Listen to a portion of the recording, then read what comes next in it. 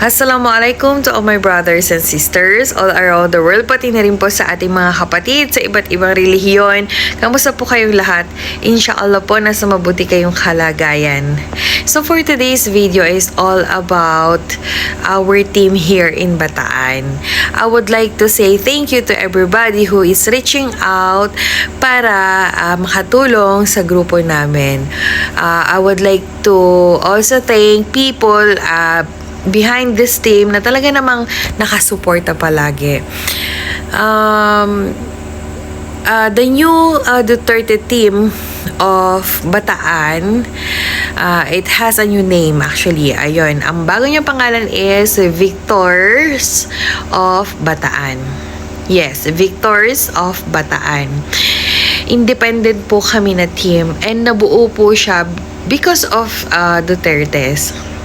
Yes, hindi po kami may sub. And as per someone na talaga naman nag-connect din naman sa amin na individual, siya mismo nagsabi na hindi kami may sub. But we, from Bataan, we only support Tatay Digong and Duterte family. Yes, we support PDP Laban because of Tatay Digong. Pero bukod doon, wala na. Wala na kaming ibang sinusuportahan pa. Basta, wholeheartedly, lahat ng desisyon ni Tatay Digong, doon lang kami susunod, doon lang kami naniniwala, at doon lang kami magde-decide. So, yun, para sa kaalaman ng lahat, I am the new president of Victor of Bataan.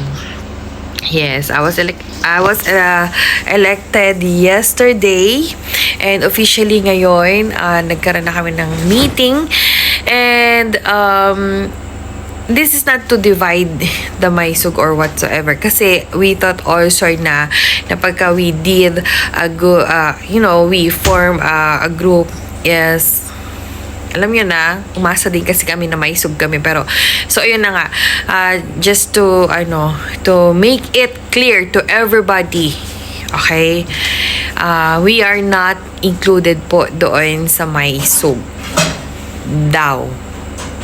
Okay? Kaya po, nabuo na lang itong independent team namin ng Bataan as, Victors of Bataan. Why Victors? Because lahat naman tayo gustong manalo o panalo na tayo. Okay? So, it's an independent team na talagang maaasahan nyo ng marami. Okay? Ng mga gusto namin suportahan, mga activities, lalo-lalo na pag pinangunahan ng mga Dutertes. So, sa mga gusto din naman na mag-member ng ating Victors of Bataan, mag-PM lang kayo sa page. At yan, mag-register lang kayo. Free po iyon free. Volunteers po, yes. Free yung natin, pag-member natin sa Victors of Bataan. So, I'm just announcing this para hindi po magkaroon ng confusion. At, madami na po kaming pinagdaanan this past few days. And, masakit ang pinagdaanan namin. Parang, sabi ko nga, lahat naman tayo nagmamahal kay Tatay Digong and sa mga Dutertes. Pero, siguro this time, kailangan muna nating i-focus ang sarili natin. Meng! Nagbablog ako, Meng! Hey!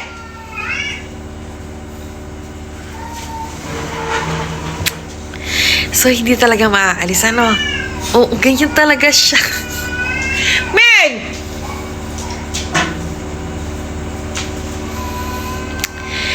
So, ayun na nga, guys. Okay, going back, diba? Going back, madami kaming pinagdaanan this past few days ng grupong ito, and Alhamdulillah, Rabbil Alamin, naging solid palalo ngayon. And mas napatunayan namin sa isa't isa na ay talagang iisa kami ng hangarin, which is makatulong kami sa Duterte at sumunod sa kanilang adhikain. And wala naman kaming ibang iniisip kundi ang kapayapaan sa ating lugar. Yun nga lang, mas focus kami ngayon as independent team na palakasin muna ang local team namin. O kasi ang hirap din kasi na national, tas local, tapos alam mo yon yung pagdating ng oras parang hindi mo na alam kung saan kalulugar. So kami ngayon is binubuo namin tong team as talagang pagtibayin muna ang Bataan. So, kung may mga hindi naiintindihan, pwede mag-direct PM. So, may mga gustong mag-members, pwede rin mag-direct PM sa Victors of Bataan na page. Okay, wala pong bayad to. Lahat to volunteers and ayun, inshallah magkasama-sama pa po tayo. Madami pa tayong maging aktibidades. And ito po yung sinisimulan namin upang magkaroon na talaga ng official group of Bataan na talagang dedicated for Tatay Digong and BP Sara and sa mga Dutertes. So, yun lamang guys. Maraming salamat sa inyo. At nga pala, pagka may narinig kayo, deadma lang, okay? Kami, solid kaming Bataan. Kaya lang, nagkataon lang talaga na, alam mo, nagkakaroon ng confusion. At isa pa, hindi kami mga balat sibuyas. Siyempre, merong kasing tawag dito, minsan talaga pag sobrang bait na aabuso. O, yun lang naman. Wala kami inaaway dito, okay? Wala kami inaaway. Wala din iniintriga. Ang sinasabi ko lang dito is, huwag kayo mag-jump sa isang conclusion. Ganon. Okay? And yun lamang at paulit-ulit ko sinasabi, maraming salamat. Maraming salamat din naman sa mga maisog na talaga namang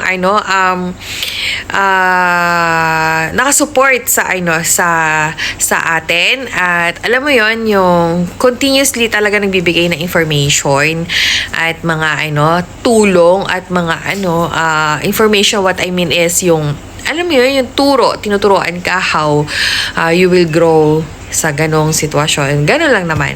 Pero yun, maraming salamat ulit. Hindi ako magsasawang magpasalamat and binigyan niyo ako ng opportunity para ipakita sa inyo lahat kung gaano natin kamahal ang ating mahal na Tatay Digong. Ay, mahal na. Puro pagmamahal. So, yun lamang guys. Maraming salamat. Assalamualaikum.